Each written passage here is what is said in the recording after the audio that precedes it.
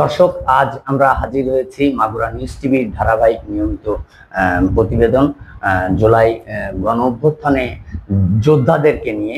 আজ সেই পর্বের আরেকটি পর্বে আপনাদের সামনে হাজির হয়েছে। আজ আমাদের সাথে রয়েছেন আমাদের মাগুরার সেই বাঘিনীরা, যেদিন রাজপথে সেই গণ অভ্যুত্থানের শুরু থেকে শেষ চরম পর্যায়ের সময়তে যাদের দুঃসাহসিক ভূমিকা আমাদেরকে অবাক করেছে আমাদের সেই দুঃসাহসিক ভূমিকায় যে নারীরা পিছিয়ে ছিলেন না, মাগুরার নারীরাও ছিলেন সম্মুখে।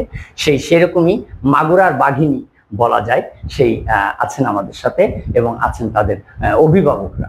আমরা আজ জানবো তাদের অনুভূতি। আমাদের সাথে আছে এশা, যে তৎকালীন ওই সময় 18 জুলাই প্রথম আবু সাইদের মৃত্যুর প্রতিবাদে যে কর্মসূচিটা হয়েছিল বৈষম্য বিরোধী ছাত্র আন্দোলনের, সেখানে যোগ দিয়ে এশা, যিনি ওখানে একমাত্র মেয়ে হয়ে যে পুলিশের হাতে গ্রেপ্তার হয় এবং তার সঙ্গে আরো কিছু ছাত্ররা গ্রেপ্তার হয় এবং আটক হয়ে এক পর্যায়ে গভীর রাত পর্যন্ত তার পুলিশ হেফাজতে থেকে অবশেষে মুক্তি পান তিনি, যদি পরবর্তীতে অনিশ্চিত এক ভবিষ্যৎ থেকে ফিরেছেন। এবং সেই সাথে রয়েছে আমাদের অভিভাবক, যে অভিভাবকরা ওই সময় তাদের সন্তানদের এরকম একটা পরিস্থিতিতে তারাও ফেস করতে যে নানা প্রতিকূলতার মাঝে তাদের সন্তানের এই সময় সাপোর্ট দিয়েছেন। তারাও অনেক অনেক প্রতিহিংসা বা নির্যাতনের শিকার হয়েছেন, লজ্জিত হয়েছেন। তো সেই রকম অনুভূতি আমাদের গার্জিয়ান রয়েছেন, যে এশার আম্মু আমাদের মাঝে উপস্থিত আছেন। আমরা সকলের অনুভূতি আজকে শুনবো এবং শোনাবো আপনাদের। আমরা এখন কথা বলবো এশার সাথে। তো এশা, আপনি কেমন আছেন? আলহামদুলিল্লাহ, ভালো আছি। আচ্ছা, আপনি এই বৈষম্য বিরোধী আন্দোলনে আমাদের মাগুরা জেলাতে একমাত্র নারী যিনি পুলিশের হাতে গ্রেপ্তার হন, আটক হন। এটা আমাদের কাছে একটা ব্যাপার, অনেকে হয়তো জানেন না যে আমাদের এখানে নারীরা ভূমিকা রেখেছেন এবং তারা গুলি খেয়েছেন, তারা জেলও খেটেছেন। হয়তো জেল খাটা হয়নি বা পুলিশ কাস্টডিতে সারা দিন রাত কাটিয়েছেন, পুলিশি নির্যাতনের শিকার হয়েছেন বলা যেতে পারে। তো আসলে এসে আমরা জানি যে আপনি একমাত্র মেয়ে। সেদিন 18 তারিখের যে কর্মসূচি আপনারা সরকারি কলেজ থেকে বের করেছিলেন, সেইটা এগোনোর পর সেই মিছিল থেকে পুলিশ আপনাকে আটক করে এবং অনেক রাস্তার উপরই হয়, আপনি মাঝরাত পর্যন্ত, গভীর রাত পর্যন্ত পুলিশ হেফাজতে ছিলেন। তো আমরা এই মুহূর্তে আমি এবং আমাদের মাগুরা নিউজ টিভির মাধ্যমে মাগুরাবাসীকে আপনার সেদিনের গল্প, আপনার সেদিনের অনুভূতি, অভিজ্ঞতার কথা শুনবো। যে তার আগে শুনবো যে আসলে আপনি এই আন্দোলনে কিভাবে সংযুক্ত হলেন, তার পরবর্তী প্রেক্ষাপটে আপনার অভিজ্ঞতাটা আমাদেরকে যদি শোনাতেন। তো আমাদের যে আন্দোলন গড়ে উঠেছিল, সেখানে প্রথম আমাদের কোটা সংস্কারের আন্দোলন নিয়ে আমরা আন্দোলনটা করেছি। আমরা দেখেছি ঢাকা বিশ্ববিদ্যালয় সহ অন্যান্য বিশ্ববিদ্যালয় আমাদের বড় আপু ভাইয়েরা কোটাকে কেন্দ্র করে করেছে। কিন্তু আমরা যেদিন 17 জুলাই দেখতে পাই, এই আন্দোলনকে কেন্দ্র করে বাংলাদেশে প্রথম শহীদ হন আবু সাইদ। তো একটা কোটা সংস্কার আন্দোলনকে কেন্দ্র করে যখন আমাদের একজন বড় ভাইকে মেরে ফেলা হয়, তো তখন আমরা আমাদের জায়গা থেকে আর চুপ করে বসে থাকতে পারিনি। এটা ছিল আমাদের জন্য অত্যন্ত বেদনাদায়ক একটি বিষয়। তো সেইখান থেকে দেখতে গেলে আমরা আন্দোলনে নিজেদেরকে সক্রিয়ভাবে যোগদান করি। আমরা আমাদের জায়গা থেকে সোশ্যাল মিডিয়াগুলোতে লেখালেখি শুরু করি। তো সেখান থেকে মূলত আমাদের আন্দোলনের যাত্রাটি শুরু হয়। 18 জুলাই আমরা সর্বপ্রথম মূলত আমাদের আন্দোলনের মূল উপযোগী বিষয়টি সেদিন ছিল কোটা সংস্কারকে কেন্দ্র করে এবং আমাদের শহীদ আবু সাইদকে কেন মারা হয়েছে, অবিচারে নির্বিচারে কেন হত্যা করা হয়েছে, সেটিকে কেন্দ্র করে মূলত আমরা আন্দোলন গড়ে তুলেছিলাম। আচ্ছা, তাহলে সারা দেশের ছাত্রদের যে দাবি ছিলেন সেটা আপনার কাছে যৌক্তিক মনে হয়েছে এবং সেই উদ্দীপিত থেকে আপনি এটা করেছেন। আচ্ছা, আপনারা তাহলে ওই দিন 18 তারিখে আমরা মাগুরাতে প্রকাশ্যে প্রথম মনে হয় একটি বড় কর্মসূচি দেখতে পাই এবং আটকের ঘটনা ঘটে। তবে আপনারা কি তার আগে থেকেই এই মেসেঞ্জার বা ফেসবুক বিভিন্ন গ্রুপের মাধ্যমে, সামাজিক যোগাযোগ মাধ্যমে এইটি একত্রিত হয়ে সৃষ্টি হয়েছে? এই প্রেক্ষাপটটা আমাদেরকে যদি একটু বলতেন। আসলে বিষয়টা হচ্ছে যে আমাদের প্রথম আন্দোলনের বিষয়টি ছিল মাগুরাতে যে কোটা সংস্কার আন্দোলন হবে। মাগুরা কিন্তু বাংলাদেশে একটি অত্যন্ত ক্ষুদ্র একটি জেলা। তো সেখান থেকে দেখতে গেলে কোটা সংস্কার একটা রিভলিউশন যখন হয়, সারা বাংলাদেশে প্রত্যেকটা দেশে প্রত্যেকটা জেলার উপরে কিন্তু একটা ইম্প্যাক্ট পড়বে। তো সেক্ষেত্রে যখন আমাদের আন্দোলনটি শুরু ছিল, শুরু থেকে 17 আগস্ট পর্যন্ত, জুলাই পর্যন্ত, আমাদের আন্দোলনটা ছিল শুধুমাত্র কোটাকে নিয়ে। তো আমরা তার আগ পর্যন্ত 17 আগস্টের আগ পর্যন্ত যে আমাদের মাগুরাতে একটি আন্দোলন হবে এরকম কোন 17 জুলাই তো আমাদের এরকম কোনো চিন্তা ভাবনা আমাদের কারণ ছিল না যে আমরা কোটাকে নিয়ে একটা আন্দোলন বা একটা মিছিল বের হবে। আমাদের মূল মিছিলটা বের হয়েছিল আবু সাইদের মৃত্যুর পরে। তাকে নির্বিচারে মারা হয়েছিল বলে আমরা সবাই, আমি ব্যক্তিগতভাবে আমি ছিলাম বা আমার যারা বন্ধুরা ছিল, আমরা ওই বিষয়টাকে সহ্য করতে পারেনি বলেই মূলত আমরা আন্দোলন করেছিলাম। আমাদের কাছে কোটাটা তখন খুব একটা ম্যান্ডেটরি বিষয় ছিল না, আমাদের কাছে এই বিষয়টা ছিল যে আমাদের ভাইকে কেন মারা হলো, মূলত এই বিষয়টা নিয়ে আমরা আন্দোলনে নেমেছিলাম। আচ্ছা, আপনাদের ভাইকে কেন মারা হলো সেটা মানতে না পেরে মূলত আমরা। এবং আমরা আপনাকে দেখেছি আপনি যখন অ্যারেস্ট হয়ে, তখন আপনি একাই একটা মহিলা ছিলেন আর সব ছেলেরা ছিল। আপনাকে অনেক সময় একটু ছাড় দেওয়ারও ছিল পুলিশের, কিন্তু ছাড় দেয়নি। ওই সময় আপনার মনে হয় উজ্জীবিত কাজ করেছে যে আপনার ভাইদেরকে আটক করা হয়েছে কেন, বন্ধুদের আটক করা হয়েছে কেন। যাকে আপনি ওই সময়কার একটু প্রেক্ষাপটটা যদি আমাদের জানাতেন, আপনার গ্রেপ্তারের আমরা কিন্তু খুব একটা মানে আমরা যখন ছিলাম আমাদের বড় আপু ভাইদের ডাকে আমরা যখন আন্দোলন গিয়েছিলাম, আমাদের আসলে সুশৃঙ্খলবদ্ধ কোনো প্ল্যানিং সেদিন ছিল না, সত্যি কথা বলতে। যেটা আমরা গিয়েছিলাম আসলে নিজ নিজ জায়গা থেকে, নিজ নিজ আত্মিক শক্তি থেকে। তো ওই দিন আমরা যে আন্দোলনটা হয়েছিল আমাদের মাগুরাতে, তো সেটাতে আমরা খুব শান্তিপূর্ণভাবে আমরা মিছিল করেছি। আপনারা যারা অনেকেই উপস্থিত ছিলেন সেদিন, আমাদের কিন্তু কোনো ধরনের কোনো সন্ত্রাসী কর্মকাণ্ড আমরা করিনি সেদিন। কিন্তু সেক্ষেত্রে পুলিশ প্রটোকল হোক বা আরো যে কোনো যাই হোক, সেগুলো আমাদেরকে বারবার আমাদেরকে প্রতিহত করার চেষ্টা করে। এক পর্যায়ে পুলিশ আমাদের উপরে লাঠিচার্জ করা শুরু করে। আমি যেখানে ছিলাম আমাকেও লাঠিচার্জ করেছিল। আমি তো সেই পরিস্থিতিটা ছিল আমাদের কাছে খুবই চ্যালেঞ্জিং। আমরা রাস্তায় নামতে পারছিলাম না। আমরা প্রথমে মাগুরার চৌরঙ্গি মোড়ে আমাদের মিছিলটা হওয়ার কথা ছিল, কিন্তু সেখানে পুলিশদের অত্যন্ত শক্তপোক্ত ভাবে মানে তারা আমাদেরকে প্রতিহত করার চেষ্টা করে। পরবর্তীতে আমরা ভাইনাতে যে করতে চেয়েছি সেখানেও আমাদেরকে বাধা দেওয়া হয়। পরবর্তীতে অনেক চিন্তা ভাবনার পরে আমরা আমাদের স্থানটি পরিবর্তন করেছিলাম, কিন্তু সবকিছুর ঊর্ধ্বে আমাদের আন্দোলনের কর্মসূচি খুবই স্থির ছিল এবং আমরা খুবই শান্তিপূর্ণ ভাবে করেছি।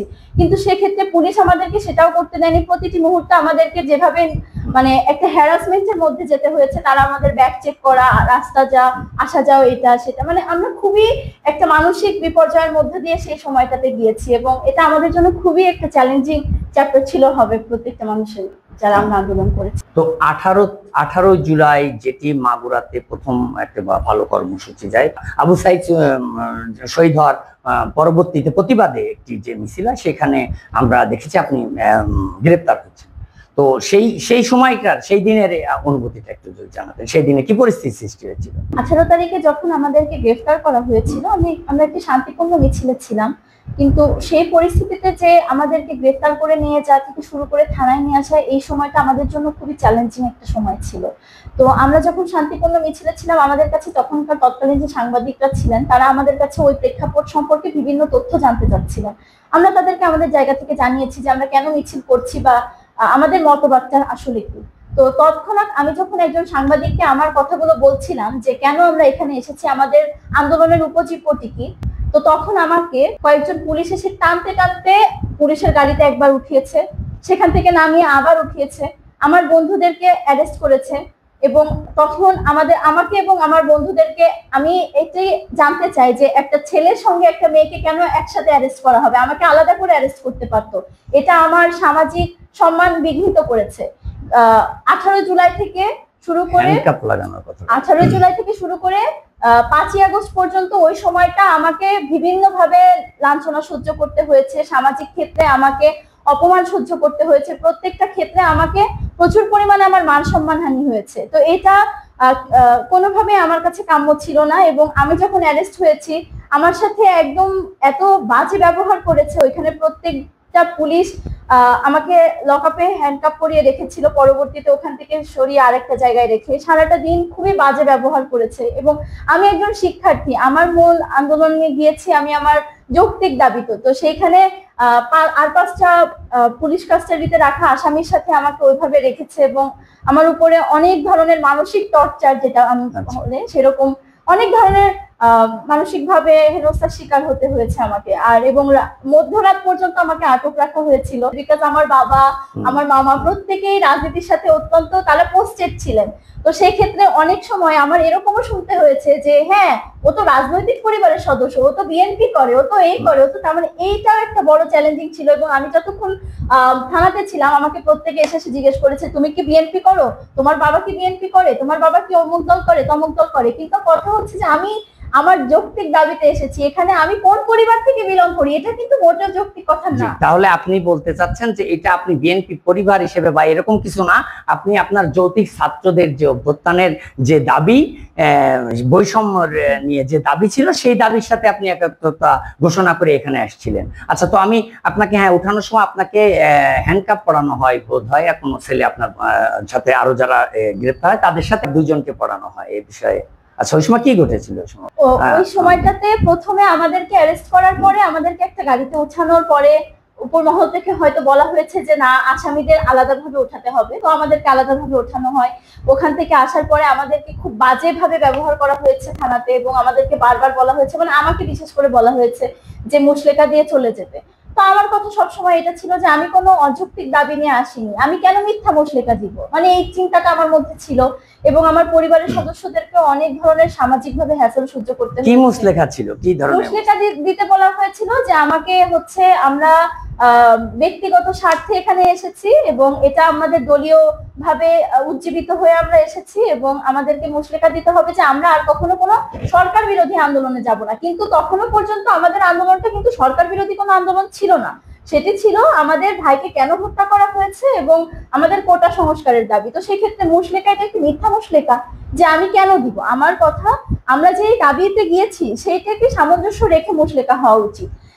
সেখানে আমরা সরকার বিরোধী আন্দোলনে গিয়েছি এবং আমাদেরকে রাজনৈতিকভাবে উজ্জীবিত করে পাঠানো হয়েছে। তো এরকম দাবি তৎকালীন পুলিশ কর্মকর্তা যারা ছিলেন তারা আমাদেরকে বারংবার ভাবে এভাবে বলেছে, এবং তারা বিভিন্ন ভাবে আর্থিকভাবেও আমাদেরকে অনেক ধরনের মানসিক ভাবে প্রেসার দিয়েছেন এবং বলেছে যে এতটা অ্যামাউন্ট দিলে হয়তো ছেড়ে দেওয়া হবে। তো আমি সবসময় আমার জায়গা থেকে স্ট্রং ছিলাম এবং আমার পরিবার থেকেও আমাকে অনেক সাপোর্ট করেছে।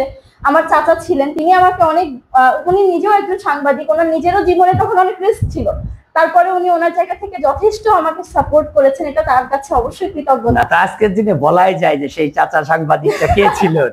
পর্যায়ে শেষে যখন আমাকে এই দলীয় তকমা দেয়া হচ্ছিল তখন আমি বলেছিলাম আপনার কথা, তখন আর কি বিষয়টা কি হয়েছে সেটা আমরা সবাই আসলে দর্শক কথা বিষয়ে চলে আসলো।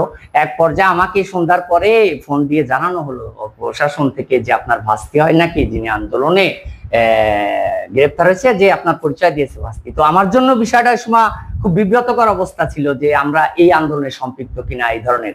তারপরও যাই হোক, সকলের চেষ্টায় সিম্প্যাথি আমি এটাই বোঝাতে চেষ্টা করেছি যে you are a very talent, brilliant একজন স্টুডেন্ট, এবং সব দিক থেকে তুমি ফার্স্ট। সেই ফার্স্ট কন্যাটা আজকে আন্দোলনে হয়তো ইয়ে রাখছে। তো সার্বিকভাবে তারা তোমার দিয়ে একটা অভিযোগ জানিয়েছিল যে তুমি তোমার বন্ধুদেরকে ছেড়ে যেতে চাও। আমি আসলে তোমাকে ছেড়ে দেওয়া হলেও তুমি বন্ধুদেরকে ছেড়ে যাওয়া হয়, যে মানে আমার কাছে বিষয়টা মনে হয়েছে যে আমরা প্রত্যেকের ব্যক্তিগতভাবে আমি একটি বিষয় বলি যদি, যে মানে আমাদের মানে বন্ধুরা আমরা সবাই একসাথে গিয়েছিলাম, আন্দোলন করেছি, আন্দোলনের শুরু থেকে শেষ পর্যন্ত আমরা সকলে একসাথেই ছিলাম। আমাদের একটা ইউনিটি ছিল তখন ওর মধ্যে। ওই মুহূর্তে আমরা কিন্তু কেউ ভাবিনি যে কে বিএনপি করে, কে কোন ধর্মের, কে জামাত করে, বা কারো রাজনৈতিক মতাদর্শ বা কোনো কিছু কিন্তু আমাদের মধ্যে তখন ছিল না। তখন আমাদের মধ্যে একটা মাত্র উদ্দেশ্য ছিল যে আমাদের ভাইকে হত্যা করা হয়েছে, আমাদের উপরে নির্বিচারে গুলিবর্ষণ করা হচ্ছে, এটার প্রতিবাদে আমাদেরকে কিছু করতে হবে।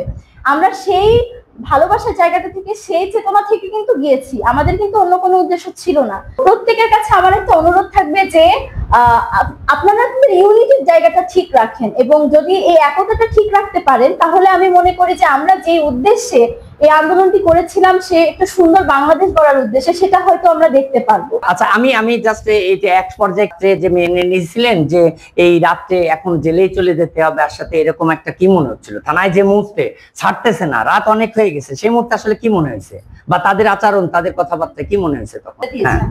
আমাকে বলা হয়েছিল যে মুচলেকা দিতে, বাট আমি সেটা চাইনি। আমি বলেছি যে আমি মুচলেকা দিব না। আমি বলেছিলাম আমাকে জেলে দিতে, এবং আমার পরিবার থেকে অনেক সাপোর্ট পেয়েছি আলহামদুলিল্লাহ। এবং আমাকে বলেছিল যে মুচলেকা না দিলে আমি বলেছি আমি জেলে দিয়ে দিই, বাট আমাকে তো এভাবে থানায় রাখার কোনো অথরিটি তাদের নাই। তো তাদেরকে আমি বলেছি যে আপনারা হয় আমাকে জেলে দিয়ে দেন, নয়তো আমাকে ছেড়ে দেন, যে কোনো একটা পথ আপনাদেরকে অবলম্বন করতে হবে।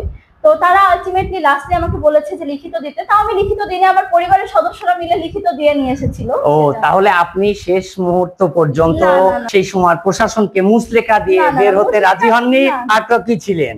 যাক, আসলে আমরা শেষ পর্যন্ত ওখানে যে আপনার যে যুদ্ধ সেটা চালিয়ে গেছেন, এর জন্য ধন্যবাদ। তো আমরা আসলেই স্মরণ করতে চাই আমাদের হিসেবে, আমরা ওই সময় দেখেছি যাদেরকে রাজপথে, আমরা আমাদের এই অনুষ্ঠানের মাধ্যমে আজকে একটা বছর পর আমরা তাদেরকেই মাগুরাবাসীর সামনে তুলে ধরতে চাই। সেইভাবে আপনার কাছে আসা যে আপনি একমাত্র নারী, নারীরা মাগুরার রাজপথে ভূমিকা রেখেছে, অনেক ভূমিকা রেখেছে, তার ভিতরে আপনি একজন একমাত্র নারী যে থানা হাজত খেটে এসেছেন দীর্ঘ রাত অবধি।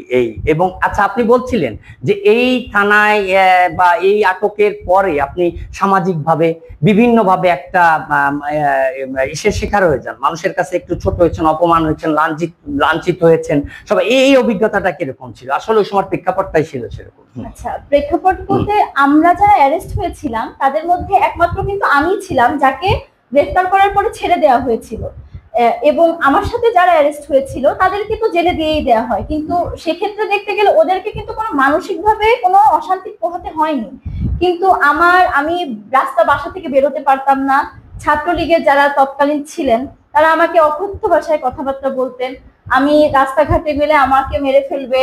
এবং আমি বলেছিলাম একটা বিষয়, এই কথাটা আসলে মানে অনেক মানুষের কাছ পর্যন্ত পৌঁছেছিল, যে আমি বলেছিলাম যে তারা মেয়েদের বুকে গায়ে হাত দিচ্ছে। তো এই কথাটা অনেক মানুষের হার্ট টাচিং ছিল, যে একটা ওই পরিস্থিতিতে যে এরকম একটা কথা বলা কিন্তু আসলেই অনেক প্রশাসনের বিরুদ্ধে ছাত্রলীগের কথা বলেছি।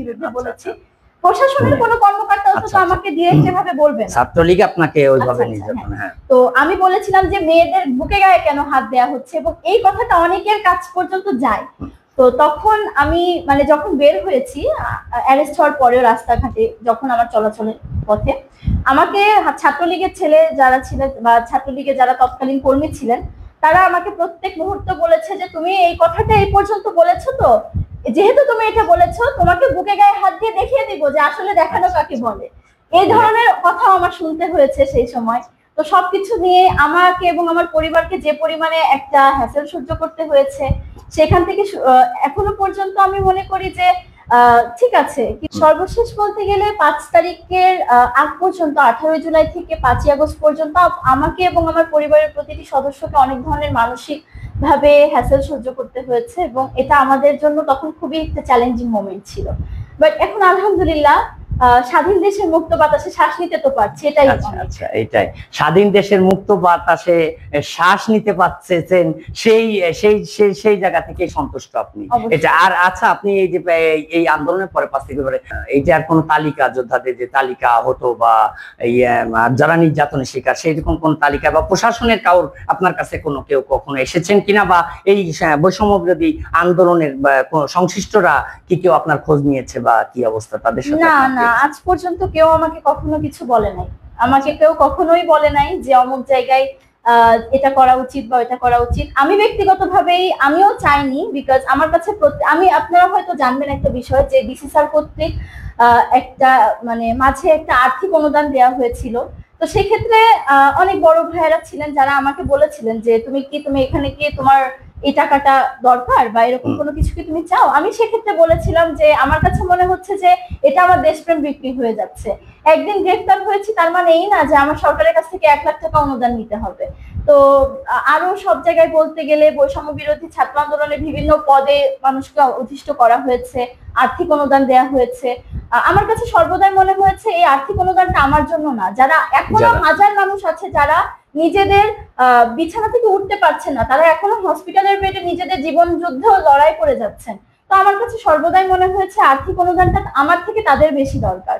তো সেখান থেকে আমার ব্যক্তিগত বা আমার মনন আমাকে বলেছে যে না, this is not for me, এই জন্য আমি ওখান থেকে। ঠিক আছে, তবে তারপরেও আমরা আশা করব এই যে বর্ষপূর্তির একটা অনুষ্ঠান হলো, এই সব ক্ষেত্রে হয়তো আপনাদের স্মরণ করা হয়নি, শুধু নিহত শহীদ পরিবারের সাথে যারা আহত আছেন, যারা নির্যাতনের শিকার হয়েছিলেন বিভিন্নভাবে, তাদেরকেও সম্মানিত করা হোক বা তাদের খোঁজ খবর নেওয়া হোক, এটা আমরা আশা করব। সবাই পরবর্তী প্রজন্ম আমরা আপনাদেরকে ভুলবো না।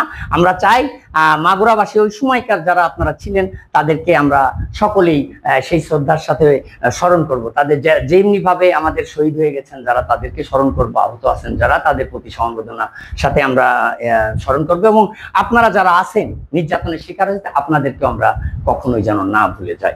সর্বশেষ আপনি আমাদের মাগুরা নিউজ টিভি এবং মাগুরাবাসীর জন্য আপনার পরবর্তী মানে আপনার আশাটা, এই সরকার বা আমাদের দেশের প্রতি আশাটা কি, সেইটা একটা বাড়ি ভেঙে নতুন একটি বাড়ি করতে যাব, অবশ্যই সেখানে অনেক ধুলাবালি আসবে। তো এখন আমি মনে করি doctor Mohammad Yunus, he is a very trustable government undoubtedly. তো তার কাজের উপর অবশ্যই আমাদের আস্থা রাখা উচিত। দলমত নির্বিশেষে একটা সুন্দর বাংলাদেশ গড়তে যেন আমরা সচেষ্ট হই, এবং আমাদের শহীদের রক্তের বিনিময়ে আমরা আমাদের এই স্বাধীনতাটা আবার পেয়েছি। শহীদের রক্তের বিনিময়ে কিন্তু আমরা এই সুন্দর বাংলাদেশ গড়ার স্বপ্ন দেখতে পাচ্ছি, নিজের মনের ভাবটা প্রকাশ করতে পাচ্ছি। তো আমরা যেন এই জায়গাটা থেকে একটা স্বচ্ছতা বহাল রাখতে পারি এবং একটা সুন্দর বাংলাদেশ গড়তে পারি, যেন বিশ্বের বুকে আমার দেশটা হবে একটি রোল মডেল। আমাদের সাথে এই মুহূর্তে আছেন আমাদের এশার আম্মা। যে সকল অভিভাবকরা ওই সময় আসলে যাদের সন্তানরা এই আন্দোলনের ভূমিকা রেখেছেন, বিভিন্নভাবে নির্যাতন বা আহতের শিকার হয়েছেন, তাদের পরিবারগুলো ভিতরেও চলেছে একরকম যুদ্ধ, তা সেটা তারাও পাড়ি দিয়েছেন। তো এই মাগুরার মতো প্রেক্ষাপটে তার সন্তান এরকম একটা অবস্থায় পড়ার পর তাদের উপরে কি হয়েছে, আমরা সেই অভিজ্ঞতায় শুনবো আজকে এশার আম্মুর কাছে। যে যিনি এশার আম্মু আছেন আমাদের সাথে, সুমি হাসান, আমরা আপনার কাছে আসলে কেমন আছেন আপনি? আলহামদুলিল্লাহ। আচ্ছা, আমরা আসলে জানতে চাচ্ছি যে আপনার সন্তান সেই সময় এরকম একটা আন্দোলনে, এরকম একটা মুখ হঠাৎ যখন শুনলেন যে আন্দোলনকারীদের সাথে দেশের যে প্রেক্ষাপট এরকম সময় গ্রেপ্তার হয়েছে, তো সেই দিনের পরিস্থিতিটা কি হয়েছিল, অনুভূতিটা কি হয়েছিল, বা আপনাকে কি কি ফেস করতে হয়েছিল সেই দিনের অভিজ্ঞতাটা যদি আমাদেরকে একটু জানান। অবশ্যই এটা অনেক কষ্টের ছিল, কারণ কখনোই তো এই ধরনের পরিস্থিতিতে তারা পড়ে নাই। আর থানার সামনে আমার বাড়ি, কিন্তু থানার গেটেও কখনো আমার বাচ্চারা যায় নাই। তো সেই হিসাবে আমি তো যখন জানলাম যে তাকে অলরেডি অ্যারেস্ট করে নিয়ে থানায় নিয়ে লকারে ভরে রেখে, তখন আমি জিজ্ঞেস করলাম যে কে ধরলো, থানার পুলিশ নাকি ডিবি? তো তখন বলল যে ডিবি পুলিশ। তো ডিবি পুলিশ তো এসপির আন্ডারে। তো তখন আমি এসপি অফিসে যেয়ে এসপির সঙ্গে কথা বললাম যে আপনি আমার মেয়েকে আপনার ডিবি কেন ধরে নিয়ে আসছে? তো বললো যে আপনার বাড়ি থেকে ধরে নিয়ে আসছে। বললাম যেখান থেকেই ধরে নিয়ে আসুক, মানে আমি জানতে চাচ্ছি কেন ধরে নিয়ে আসছে। তখন উনি ওনার বড় মনিটরে দেখালো যে এই যে আপনার মেয়ে কি পড়তে গেছে, দেখেন কোথা থেকে। আন্দোলনের সময়? হ্যাঁ, আন্দোলনের সময়। আমি তখন এসপি রুমে বসা। বললো দেখেন আপনি বলছেন আপনার মেয়ে পড়তে গেছে, এই দেখেন কোথা থেকে আমার ডিবি ধরলো। তো আমি বললাম যে এটা কি খুব অযৌক্তিক দাবিতে তারা গেছে রাস্তায়, তাদের বড় ভাইদেরকে গুলি করে মারা হচ্ছে। তো উনি বললো যে এত ব্যাখ্যা আমি দিব না আপনাদেরকে, যেহেতু আপনার মেয়ে, আপনারা একটা ভালো পরিবার, এখানে আপনি লিখিত দিয়ে যাবেন যে আর কখনো আপনার মেয়ে সরকার বিরোধী কোনো আন্দোলনে যাবে না। তা বললাম এখন তো ওরা সরকারি বিরোধী আন্দোলনে যায় নাই, ওরা গেছে ওদের যেটা মৌলিক যে দাবি যৌক্তিকতা নিয়ে, তারপরে ওদের যে বড় ভাইদেরকে গুলি করে মারা হচ্ছে সেই কষ্টের থেকে ওরা গেছে। এখানে তো সরকার বিরোধী আন্দোলন ওরা বলছে না যে সরকার নেমে যাওয়ার জন্য। সব শেষমেশ কোনোভাবেই শুনলো না। আমি চলে আসলাম, চলে এসে দেখলাম যে থানায় লকারের মধ্যে, গারদখানার মধ্যে, মানে অত্যন্ত বাজে পরিবেশ, আরো অনেক আসামিদের সাথে ওকে রেখে দিছে। একই লকারের ভিতরে সবাইকে লকারে রাখা হয়েছে। আর তার আগে জানলাম, আমি যে জিজ্ঞেস করলাম যে কি অবস্থা, তখন আমি আমার মেয়েকে জিজ্ঞেস করলাম যে কি বিষয়, তখন ও আমাকে বলল যে আমাকে একজন ছেলের সাথে একই সাথে হ্যান্ডকাপ পরাই নিয়ে আসলো। এটা কি আমরা মুসলমান, আমরা তো মুসলমান, আমাদের একটা সভ্য সমাজে মেয়ে পুলিশ ছিল, তাকে আলাদা রাখতে পারতো, একটা ছেলের সাথে এইভাবে হ্যান্ডকাপ পরিয়ে নিয়ে আসে গারদখানায় রাখলো। তার মানে কতটা অসভ্য জাতি ছিল তখন। তারপরে তো কিছু তো আর আমাদের বলার ছিল না। ওই রাত তখন থাকলো, সারাদিন থাকলো, রাত থাকলো, মধ্যরাত হয়ে যায়, তবুও ছাড়ে না। তখন আমরা তাকে জিজ্ঞেস করলাম ওসি সাহেবকে যে আপনি আমার মেয়েকে কোনোভাবেই থানায় রাখার সেই অধিকার আপনার নাই। আপনারা সবাই গার্জিয়ানরা কি সকাল থেকে এই সকাল থেকে গ্রেফতারের পরে থানার এসপি অফিসে এই যে সকাল 10টার পর অ্যারেস্ট হয়েছে, আর মধ্যরাত পর্যন্ত মানে কতবার ওর বন্ধুরা, ওর টিচাররা, আমার মেয়ে তো এশা হাসান তো খুব ব্রিলিয়ান্ট স্টুডেন্ট, ওর কলেজের টিচাররা খুবই মানে তার হয়তো কিছু বলতে পারতেছে না কিন্তু ফুটে উঠতেছে কষ্টের জ্বালাতে। তখন ওর টিচাররা আসছে, তখন আমি ওসি সাহেবকে জিজ্ঞেস করলাম যে আপনি থানায় রাখতে পারবেন না, এখন রাত মধ্যরাত। তো তখন তারা বলছে যে ওর 18+ হয় নাই, এই অবস্থায় তাকে এই জেলখানায় দেওয়ার সুযোগ নাই, ছাড়তেওছে না। তখন আমি বললাম যে আপনি কোনো কিছুর বিনিময়ে আমার মেয়েকে আমি আপনাকে থানায় রাখতে দেবো না, প্রয়োজনে আমি মানবাধিকার নিয়ে আসবো, আপনি জেলখানায় দিয়ে দেন, আমার কোর্ট থেকে আমি জামিন করাবো। মেনেই নিয়েছেন? তখন আমি মেনেই নিছি, যে আমি বলছি যে মা তুমি শান্ত হও, প্রয়োজনে তোমাকে যদি এখানে সারা রাত থাকে আমরা সারা রাত থাকবো এখানে। কিন্তু ওকে আমি তারপরেও যখন একটা পর্যায়ে মেয়ে তো কষ্টের জ্বালাতে, তখন আমি বললাম যে তুমি বরং লিখিত দিয়ে দাও যে আমি আর কখনো সরকার বিরোধী আন্দোলন করব না। ও বলছে আমি কি সরকার বিরোধী আন্দোলনে গেছি, তোমরা এটা বলতে পারো না। যারা আমার ভাইরা গুলি খাচ্ছে তারা কার জন্য গুলি খাচ্ছে? আমাদের জন্য গুলি খাচ্ছে, আর আমরা তো সামান্য অ্যারেস্ট হয়েছি, তুমি শান্ত থাকো।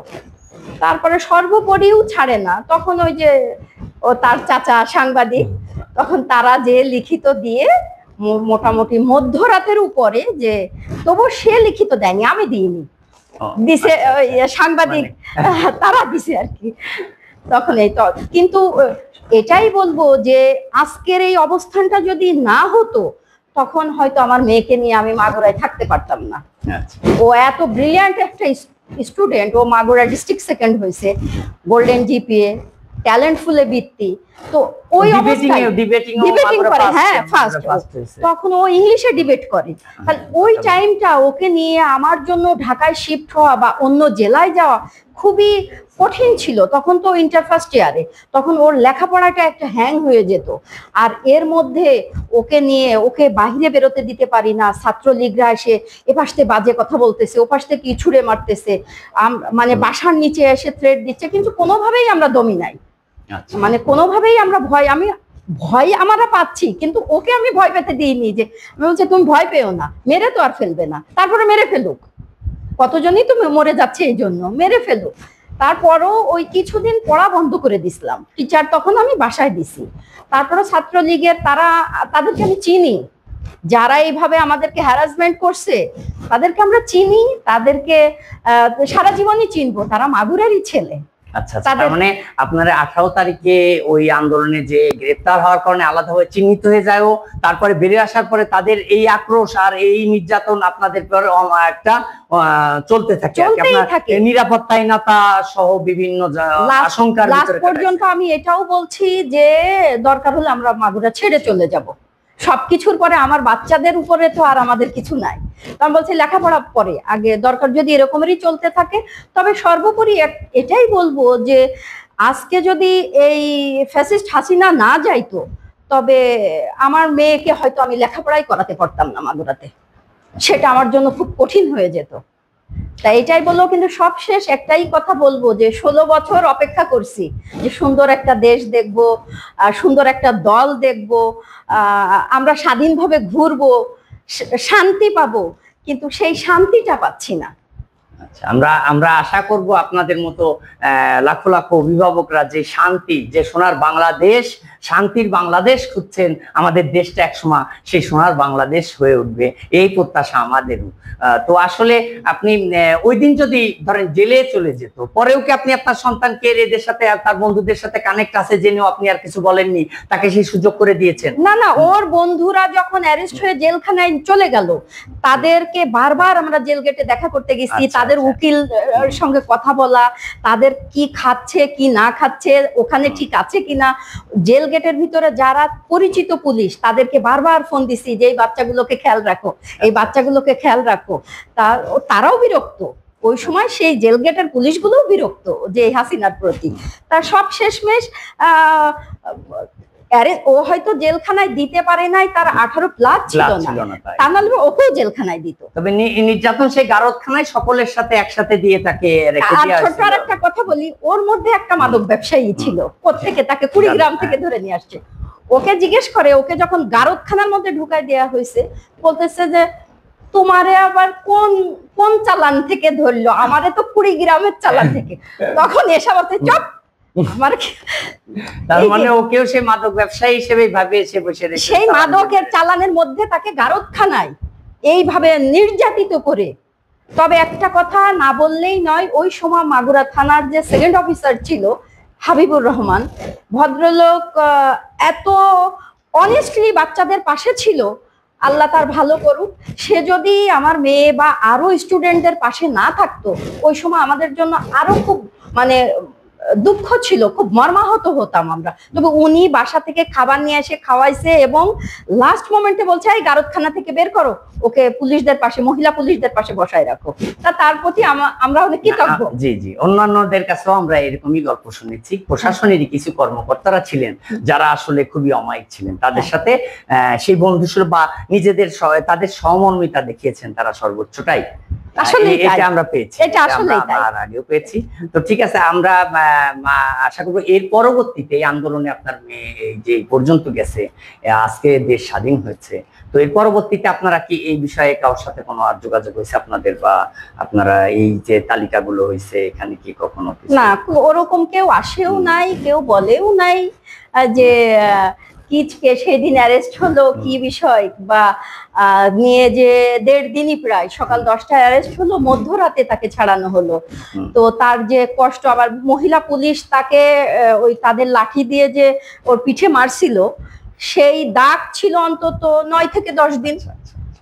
আমার বাচ্চাদের আমি কোনোদিন একটা গায়ে হাত দিইনি, আর থানার পুলিশ, ডিবি পুলিশ আমার বাচ্চার গায়ে হাত দেয়, সেটার তো একটা কষ্ট থাকবেই, সেটার তো একটা ব্যথা আছে। আর ওইটাই আর কি বলবো, যে কেউ আসেও নাই, শোনেও নাই, আর আমরা সেটা প্রয়োজনও মনে করছি না যে আমাদের কাছে কেউ আসুক, কেউ শুনুক, আমাদেরকে কেউ হেল্প করুক। না ঠিক আছে, এটাই আমরা, তবে আমরা আশা করব যারা সেই সময়তে এইরকম ভূমিকা রেখেছেন, বিশেষ করে মাগুরা একমাত্র মেয়ে এসে অ্যারেস্ট হয়েছে, এরকম একটা জেল খেয়েছে, সেই পরিবারগুলো তাদেরকে সবাই স্মরণে রাখুক, আমরা মনে রাখুক, এটাই আমাদের আশা। তো ধন্যবাদ আপনাকে আমাদের আজকে মাগুরা নিউজ টিভিকে এরকম সুন্দর সময় দেওয়ার জন্য। মাগুরা নিউজ টিভিকে অবশ্যই অসংখ্য ধন্যবাদ। এই জিনিসগুলো যে মফস্বলের ছোট ছোট শহরের কথা তো মানুষ ভুলেই গেল, তবুও যে মাগুরা নিউজ টিভি সেগুলোকে যে তুলে ধরে মানুষকে আবার নতুন করে জাগাচ্ছে, এটার জন্য মাগুরা নিউজ টিভি প্রশংসার দাবিদার। ধন্যবাদ, ধন্যবাদ, অবশ্যই ধন্যবাদ।